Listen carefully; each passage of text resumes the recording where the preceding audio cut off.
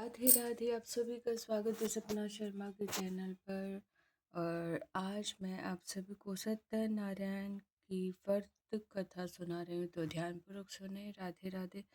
व्यास जी ने कहा, एक समय नैमिसारण तीर्थ में शौनक आदि 88,000 समस्त ऋषियों ने पुराण वेदा सूत जी से पूछा, किस व्रत या तप से अपना अभीष्ट फल प्राप्त हो, उसे सुनने की इच्छा है। हे महेश, आप कहिए। सूर्य ने कहा, इसी प्रकार एक समय नारद जी ने लक्ष्मीपति भगवान विष्णु से पूछा था।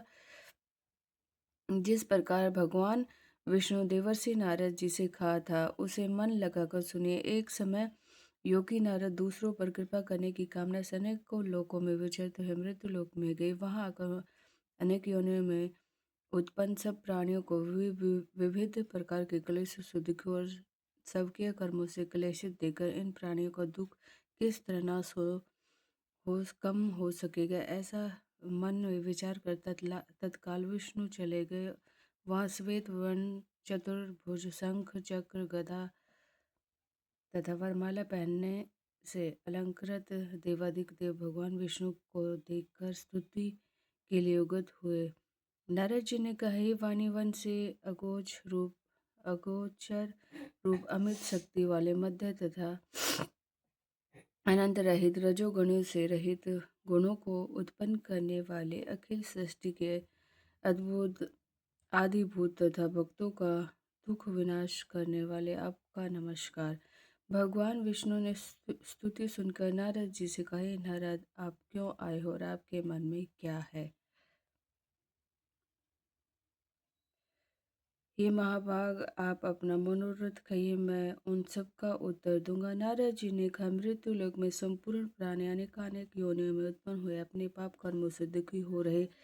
ये स्वामी, यदि मेरे ऊपर आपकी कृपा हो तो बतलावे, उनका दुख कैसे दूर हो। श्री भगवान ने कहा, हे नारद, आपने संसार पर कृपा करने वाले की कामना से उत्तम बात पूछी है। जिस उपाय से प्राणी मोह से मुक्त हो जाता है, वह सुने। मैं कथा कहता हूँ। प्रभुत पुण्य को देने वाला स्वर्ग तथा मृत्यु लोक में परम दुर्लभ व्रत, मैं आपके स्नेह से इस व्रत को प्रकट सुख भोग मोक्ष प्राप्त कर लेता हूँ। भगवान के ऐसे वचन सुनकर नारद मुनि ने कहा, हे भगवान, इसका फल और व्रत इसका फल व्रत और विधान क्या है? उस व्रत का किसने किसने किया? इस व्रत को किस दिन करना चाहिए? इसकी सारी विधि विस्तार से कहे। श्री भगवान ने कहा, यह व्रत दुख और क्लेश को शांत करने वाला, धन और धान्य को बढ़ाने वाला, सौभाग्य तथा शांति और सर्वत्र विजय दिलाने वाला तथा जिस किसी दिन मनुष्य के मन में भक्ति श्रद्धा, उसी दिन संध्या समय सत्यनारायण की पूजा करे हुए ऐसे बंधु बांधवों सहित राम में तत्पर हो सवाई के लिए प्रसाद भक्ति से अर्पण करे। केला, फल, घी, दूध, गेहूं का चूर्ण ले। गेहूं के चूर्ण के अभाव में साठा का चूर्ण, सकरा तथा अथवा गुड़ लेना चाहिए। संपूर्ण प्रसाद भक्ति भाव से एकत्र कर भगवान का भोग लगा दे। जन समुदाय सहित तथा श्रवण कर ब्राह्मण को दक्षिणा दे। तदंतर बंधु बांधवों सहित ब्राह्मण को भोजन कराए।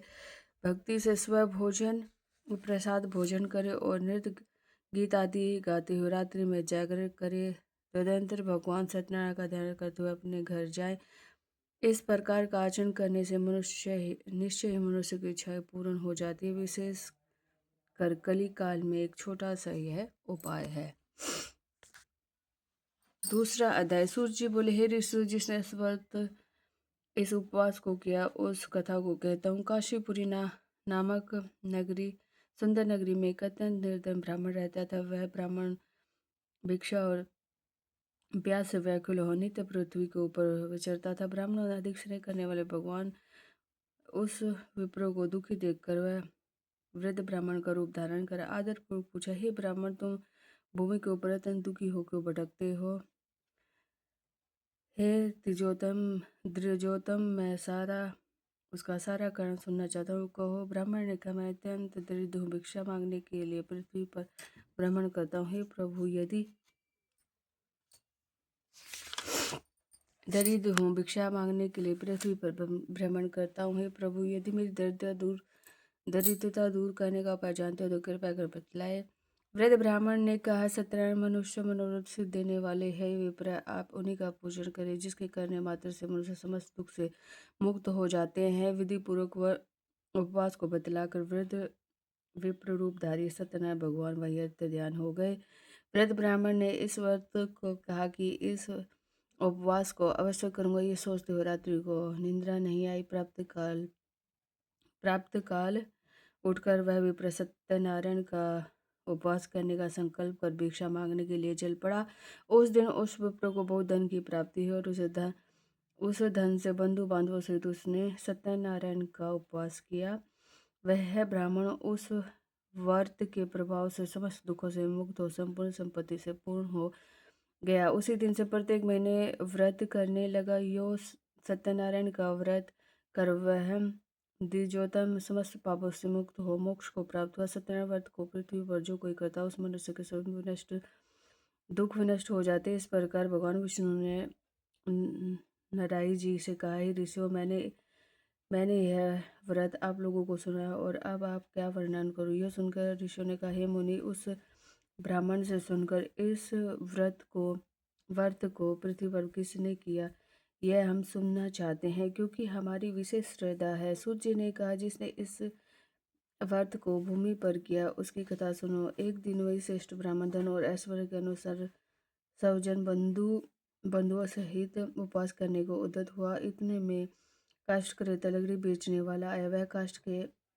भार भार को बाहर रखकर ब्राह्मण के घर में गया। प्यास से उसकी आत्मा व्याकुल हो रही थी, परंतु वह ब्राह्मण को उपवास करते देखकर उनको प्रणाम कर कहने लगा, आप यह क्या करते हो और इसके करने से किस फल की प्राप्ति होती है? प्रभु, यह विस्तारपूर्वक वर्णन करे। विप्र ने कहा, यह सत्यनारायण का व्रत उपवास समस्त मनोकामना को पूर्ण करने वाला है। इसी के व्रत के प्रभाव से तुम्हें धन धान्य प्राप्त हुआ है। इस व्रत की ऐसी महिमा उस ब्राह्मण से सुनकर काष्ठ क्रेता अत्यंत प्रसन्न हुआ। प्रसाद भक्षण कर और जल पीकर नगर में चला गया। भगवान सत्यनारायण के लिए मन में ऐसा विचार करने लगा कि आज नगर में लकड़ियां को बेचने से जो धन प्राप्त होगा उसी से मैं सत्यनारायण का उत्तम व्रत करूंगा। यो विचार कर लकड़ी को सिर पर रखकर जहाँ बड़े बड़े धनी लोग रहते थे उस नगर में गया। वहां उस दिन लकड़ी बेचने से उसे दो गुना धन प्राप्त हुआ। प्रसन्न हृदय से उसने पक्के केले, चीनी, घृत, दूध और गेहूं का चूर्ण लिया। सबको सवाए का कर अपने घर गए। वह वहां बंधु बांधवों को बुलाकर विधिपूर्वक उपवास किया। इस उपवास के प्रभाव से कष्ट रहता धन और पुत्र से संपूर्ण हो इस लोक में सुख भोग कर अंत में सत्य लोक में चला गया। बोलो सत्यनारायण भगवान की जय। तीसरा अध्याय। सूत जी ने कहा, हे श्रेष्ठ मुनि, मैं आगे की कथा सुनाता हूँ, तुम सुनो। पहले उलामुक नाम का एक बुद्धिमान जितेंद्र और सत्यवादी राजा था। वह धर्मात्मा नित्य प्रतिदिन मंदिर में जाता, ब्राह्मणों को दान देकर संतुष्ट करता। उसकी पत्नी स्त्री लीलावती कमलवंद्र प्रतिव्रता थी। वो दोनों भद्रसिर नदी के तट पर सत्यनारायण का व्रत करते थे। इतने में ही वहाँ एक साधु नामक वैश्य आया। वह वैश्य व्यापार के लिए बहुत प्रकार से धनों से भरी नाव को उस नदी के किनारे पर ठहरा कर राजा के पास गया। वहाँ वैश्य ने राजा को उपवास करते देख नम्रता से पूछा। वैश्य ने कहा, हे राजन, आप मन से अधिक भक्ति युक्त हो और क्या करते हो, यह आप मुझसे कहो, क्योंकि यह मेरी सुनने की इच्छा। राजा ने कहा, हे साधु, मैं तुल तेजस्वी भगवान विष्णु की पूजा सहित पुत्र आदि की कामना से पूजन तथा व्रत करता हूँ। राजा के वचन सुनकर वैश्य ने सम्मानपूर्वक कहा, हे राजन, इस व्रत का समस्त विधान मुझसे भी कहें।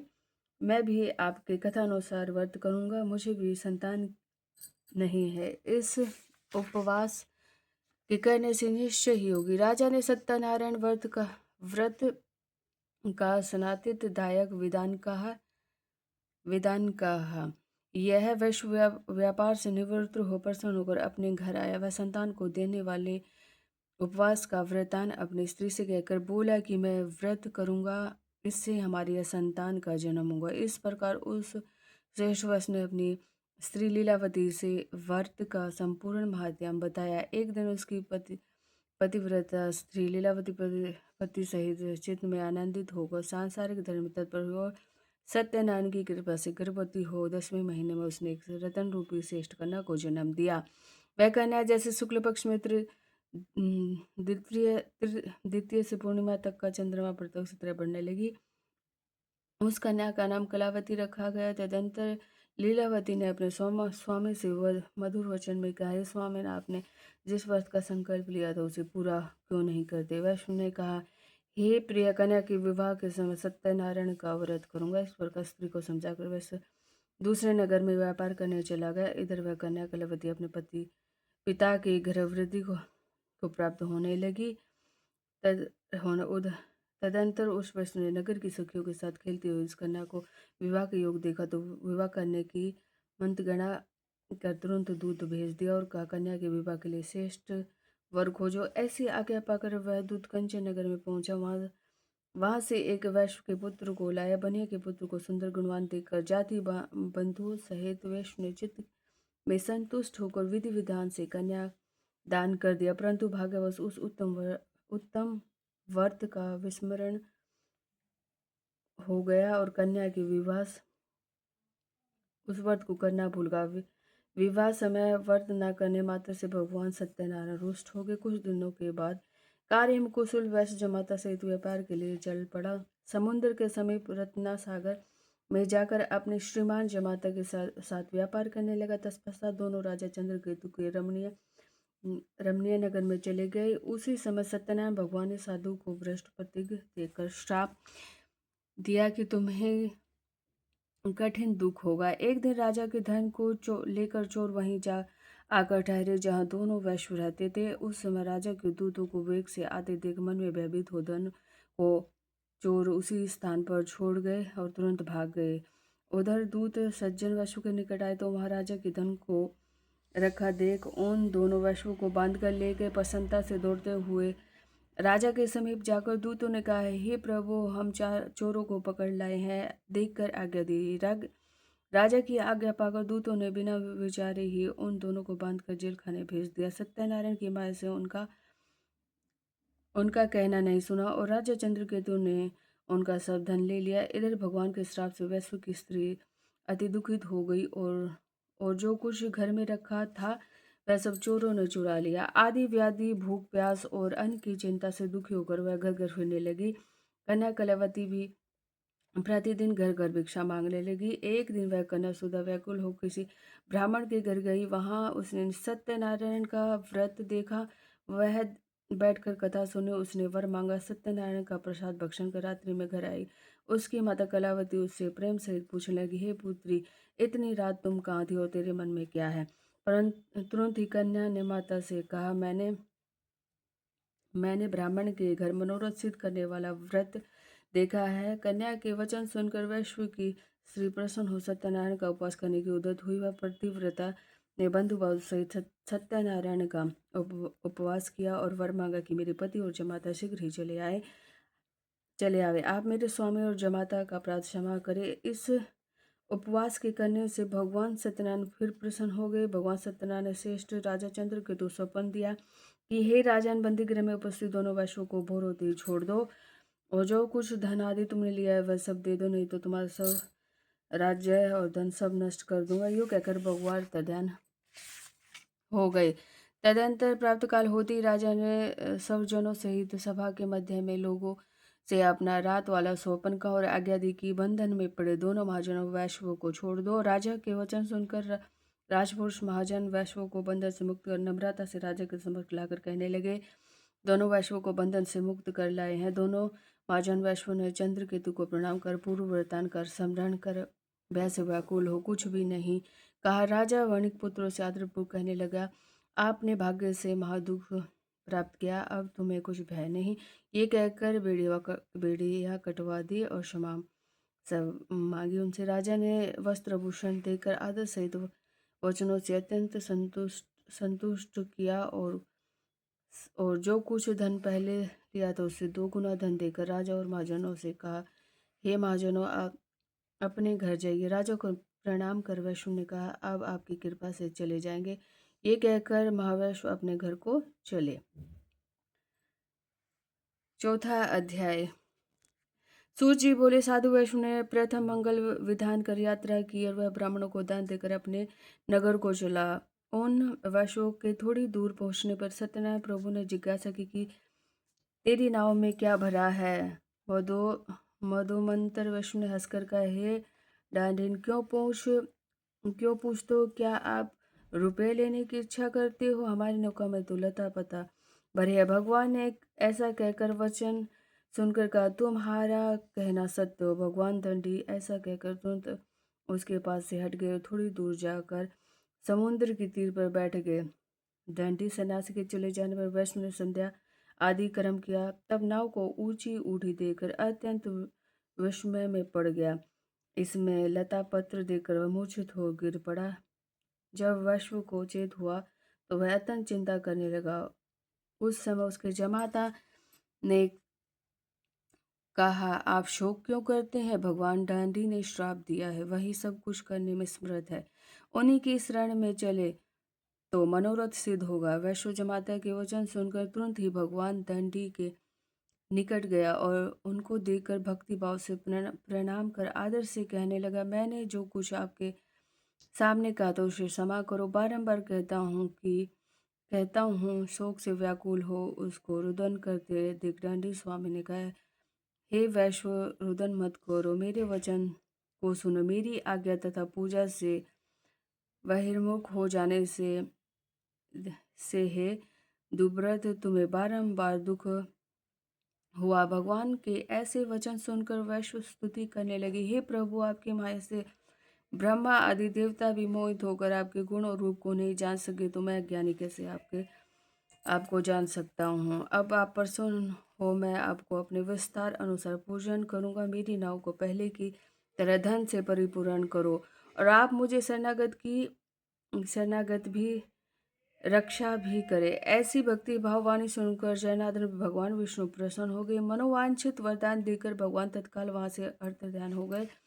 तदंतर वैष्णव नाव के ऊपर चढ़कर नाव को धन से भरी देखा और सत्यनारायण जी की कृपा से मेरा मनोरथ सफल हो गया। यो कहकर साथियों के सहित विधि पूर्व पूजन सत्यनारायण की कृपा से अति प्रसन्न हो यत्नपुर नाव को सहेज अपने देश को चल दिया। अपने जमाता से वैश्व कहने लगा, हमारी रतनपुरी नाम वाली नगरी को देखो।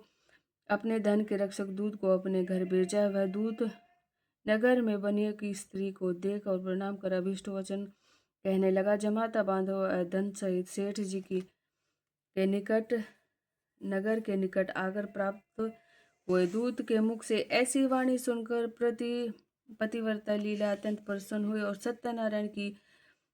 सत्यनारायण की पूजा से निवृत्त हो अपनी कन्या से बोली, हे पुत्री, मैं सेठ जी के दर्शन चाहती हूँ, तुम शीघ्र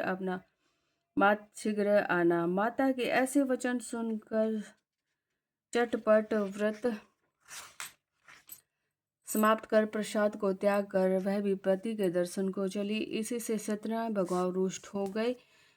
पति युक्त नाव को धन सहित जल में डुबो दिया। कलावती कन्या तट पर अपने पति को ना देखकर शोक से रुदन करती हुई भूमि पर गिर पड़ी। अलक्षित हुई नाव और महादुखी कन्या को देखकर वैश्व में अत्यंत भयभीत होकर कहने लगे, यह क्या आश्चर्य हुआ।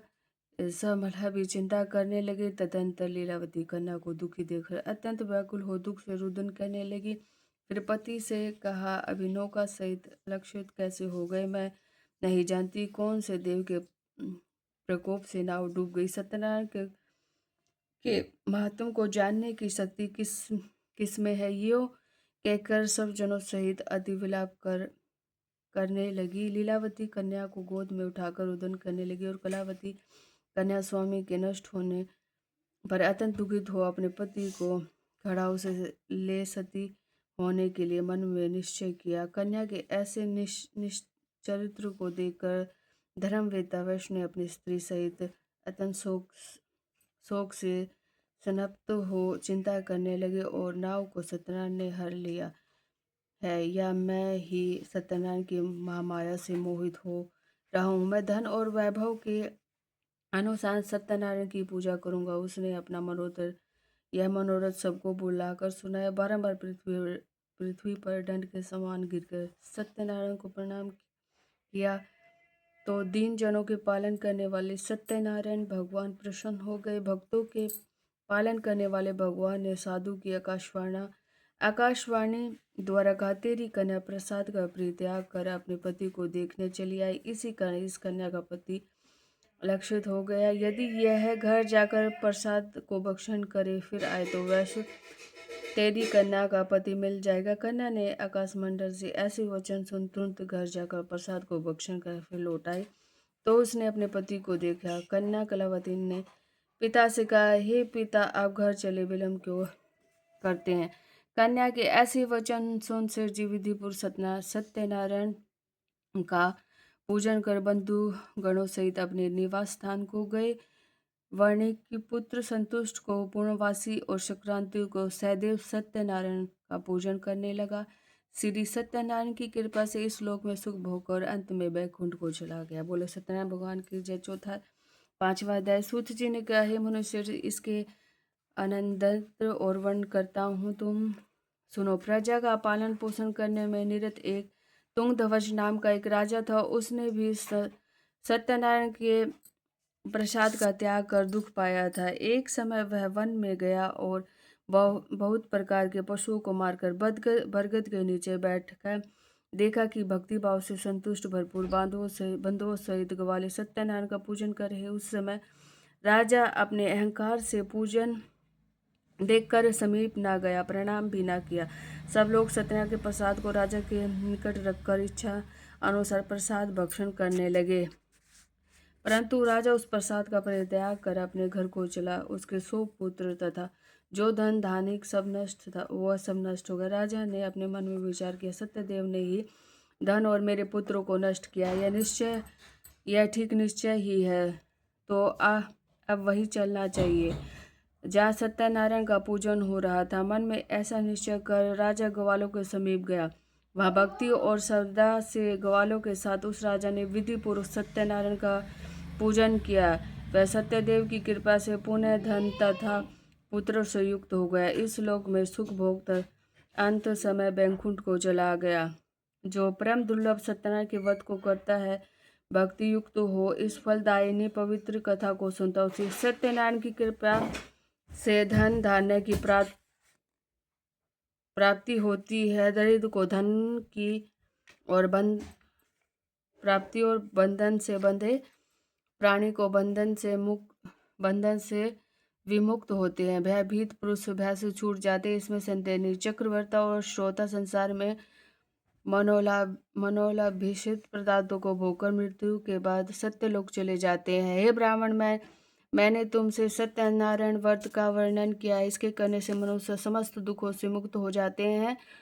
सत्यनारायण की पूजा कलयुग में विशेष फलदायिनी है। भगवान को कोई काल, कोई सत्य और कोई ईर्षा, कोई सत्यनारायण को कोई सत्यदेव कहेगा। इस प्रकार अनेक रूपों को धारण कर भगवान सबके मनोरथ पूर्ण करते। कलयुग में सत्य रूपी भगवान का अवतार होगा। जो मनुष्य कथा का पाठ करते हैं या स्मरण करते हैं, सत्यनारायण की कृपा सुन के पाप नष्ट हो जाते हैं। बोलो नारायण नारायण नारायण, सत्यनारायण नारायण नारायण। जय लक्ष्मी रमणा स्वामी, जय लक्ष्मी रमणा। सत्यनारायण स्वामी जनपात की हरणा। ओम जय लक्ष्मी रमण। रतन जड़ित सिंहासन अद्भुत छविराजे, नारद करत निरंतन घंटा ध्वनि बाजे। ओम जय लक्ष्मी रमणा। परकट भय कली कारण द्विज को दृश्य दियो, बूढ़ो ब्राह्मण बन के कंचन महल कियो। ओम जय लक्ष्मी रमणा। चंद्रचूड़ के राजा दुर्बल भील कराल, जिन पर कृपा करी चंद्रचूड़ के राजा, जिनकी विपत्ति हरी। ओम जय लक्ष्मी रमणा। वैश्व मनोरथ पायो सरदा तज दीनी, सो फल भोग्यो प्रभु जी फिर सतुति की। ओम जय लक्ष्मी रमना भाव भक्ति के कारण, छिन छिन रूप धरो सरदा धारण कीनो तिनके काज सरो। ओम जय लक्ष्मी रमना ग्वाल बाल संग राजा, वन में भक्ति करी मन वांछित फल पावत दीन दयाल हरि। ओम जय लक्ष्मी रमणा धूप दीप तुलसी से, राजी हो सतदेवा। सत्यनारायण जी की आरती जो न चढ़त प्रसाद सवायो, कदली फल मेवा, धूप दीप तुलसी से, राजी सतदेवा। जय लक्ष्मी रमणा सत्यनारायण जी की आरती जो कोई जन गावे, कहते शिवानंद स्वामी कहते हरिहर स्वामी, मनवांछित फल पावे। ओम जय लक्ष्मी रमणा। राधे राधे। आप सभी को मेरी सत्यनारायण की कथा अच्छी लगी तो लाइक शेयर सब्सक्राइब करें। मिलते हैं अगली कथा में। राधे राधे।